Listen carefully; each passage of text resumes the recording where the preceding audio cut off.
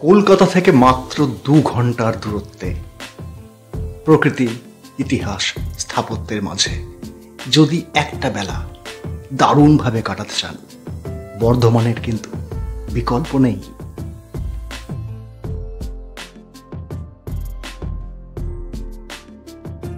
যদি মনে করেন বর্ধমান শহরে কি আছে, তাহলে নিশ্চয়ই এই ভিডিও দেখে আপনার ভুল ভেঙে যাবে এবং খুব শিগগির বছরের যে কোনো সময় চলে আসবেন এক বেলার জন্য বর্ধমানে।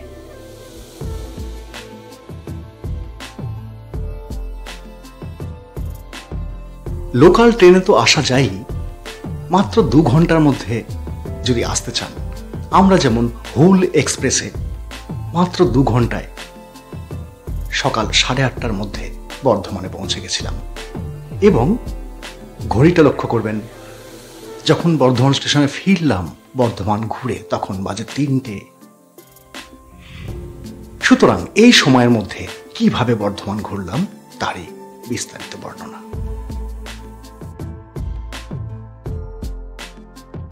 স্টেশন থেকে বেরিয়েই প্রচুর টোটো এবং গাড়ি। একটা টোটোর সঙ্গে দরদাম করে চড়ে বসলাম। প্রথম গন্তব্য এক ঢিলে 2 পাখি।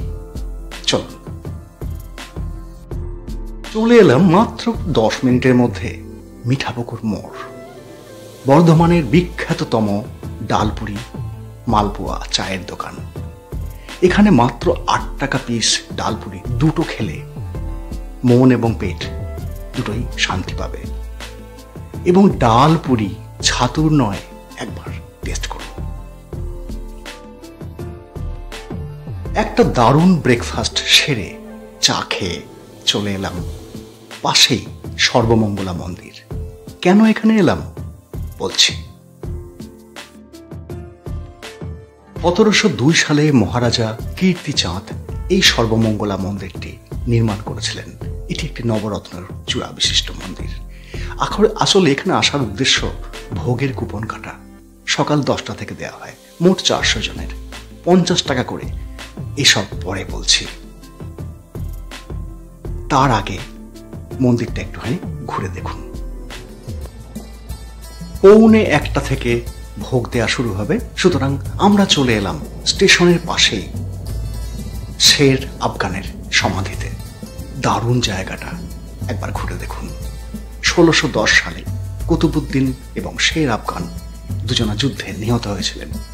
মহারাজা এই সৌধটি নির্মাণ করেন।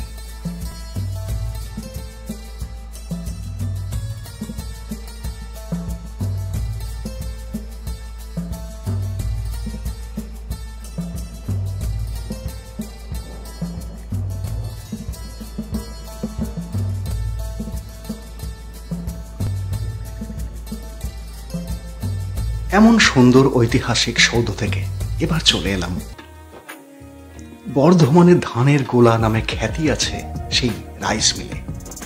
রাইস মিলের ভেতরে আপনি অনুমতি নিয়ে ঢুকতে পারবেন, দেখতে পারবেন। এবং এইখানেই রয়েছে মোটা শিব নামে খ্যাত বর্ধমানেশ্বর, দর্শন করা গেল। বর্ধমানের সব থেকে বৃহত্তম শিবলিঙ্গ এটি। বর্ধমান শহরের সব থেকে সুন্দর বলে যদি কোনো ইতিহাস থাকে, তা হলো এই খাজা আনোয়ার বের। এটি আপনি ভেতরে ঢুকতে পারবেন, ছবি তুলতে পারবেন না, তাই দেখাতে পারলাম না। এরপরে চললাম আমরা সদ্য নির্মিত একটা অসাধারণ স্পটে, হনুমান মন্দিরে। কেন এই মন্দিরে আসা? তার কারণ এটি একটি দুর্দান্ত পিকনিক স্পট এবং প্রাকৃতিক সম্ভারে পরিপূর্ণ কেন্দ্র। চলো, এই মন্দিরের পেছনেই রয়েছে দামোদর নদী, তার পাড়েই পিকনিক স্পট, ঘুরে আসে।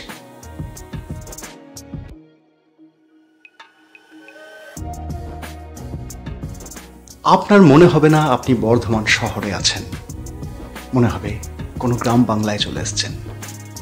উপভোগ করুন কিছুক্ষণ।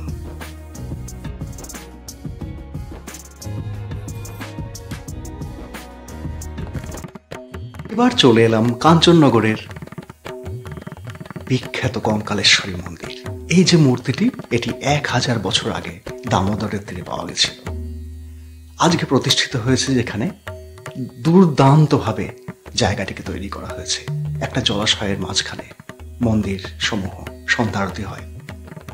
বিশাল জায়গা নিয়ে এর অবস্থান। এখানে আপনার অনেকক্ষণ সময় কেটে যাবে। সব থেকে বড় কথা, 10 টাকায় ভোগ পাওয়া যায় এখানে দুপুরবেলা। এবার ডিভিসি লক গেট দিয়ে ফেরা। এটি 1978 সালে নির্মিত হয়েছিল বর্ধমান শহরকে বন্যার হাত থেকে বাঁচানো। এটি রেনেসাঁ বর্ধমানের সবচেয়ে আকর্ষণীয় আবাসন।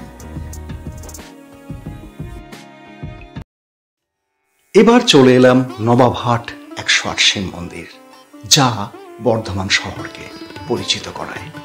বর্তমানে প্রচুর মানুষের সমাগম হয় এখানে। 1 টাকা করে জুতো রাখার জন্য এবং 2 টাকা প্রবেশ মূল্য। জায়গাটি অসাধারণ সুন্দর, ঘুরে দেখতে বেশ লাগবে।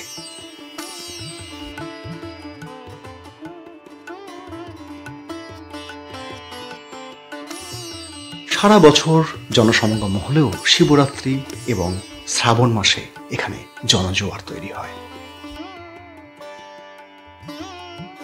1788 সালে এই 108 শিব মন্দির নির্মাণ করেছিলেন মহারাজা তিলক চন্দ্রের স্ত্রী বিষ্ণান কুমারী দেবী।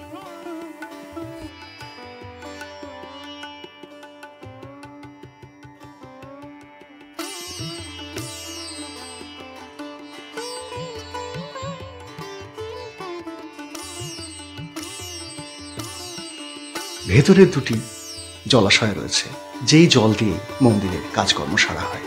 রয়েছে ফুলবাগান বিশাল। এই জলাশয়ে মন্দিরের ছায়া পড়লে অপূর্ব লাগে।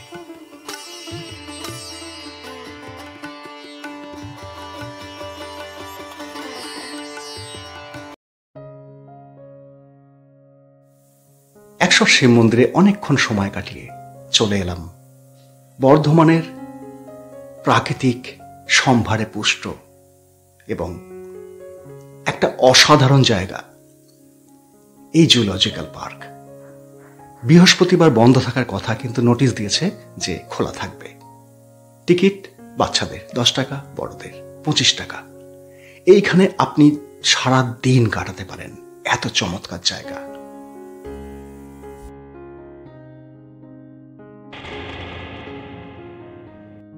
এই প্রাকৃতিক চিড়িয়াখানায় রয়েছে বাঘ, কুমির, হরিণ, ময়ূর, শকুন, শিয়াল, নানান প্রজাতির প্রাণীকুল। সপরিবারে এসে আসুন, দারুণ আনন্দ পাবেন।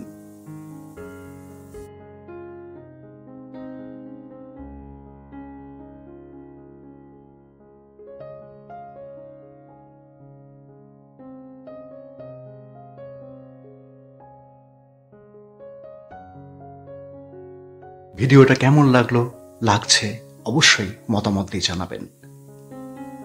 সাবস্ক্রাইবারদের সমস্ত মতামতের উত্তর দিই আমরা।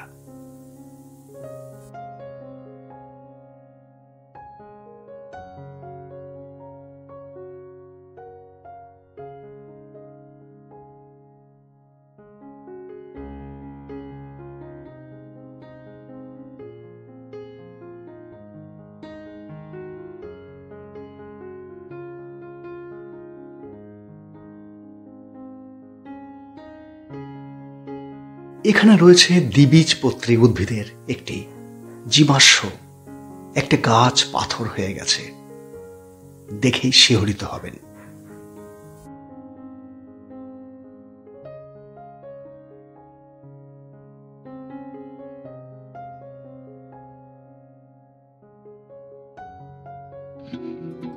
এরপর বর্তমানে বর্ধমান বিশ্ববিদ্যালয়ের অন্তর্গত কৃষ্ণসাগর পার্ক, যা কাপলদের স্বর্গরাজ্য।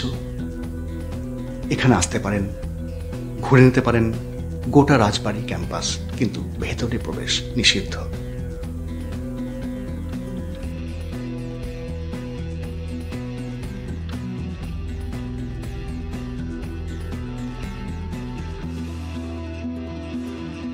পৌনে 1টার সময় আসার কথা ছিল সর্বমঙ্গলা মন্দিরের। এটা মোড়। আমরা মিনিট 15 দেরি করার জন্য প্রথম ব্যাচ বসে গেছিল। যাই হোক, আধ ঘন্টা পর পরের ব্যাচে দুর্দান্ত একটা ভোজন সারলাম। 8 রকমের খাবার, পোলাও সহ।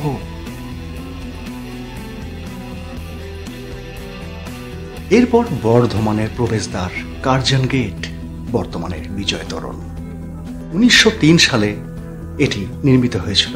1904 সালে লর্ড কার্জনের ভিজিটের সময় এর নাম হয়ে যায় কার্জন গেট, পরবর্তীকালে আবার বিজয় তোরণ।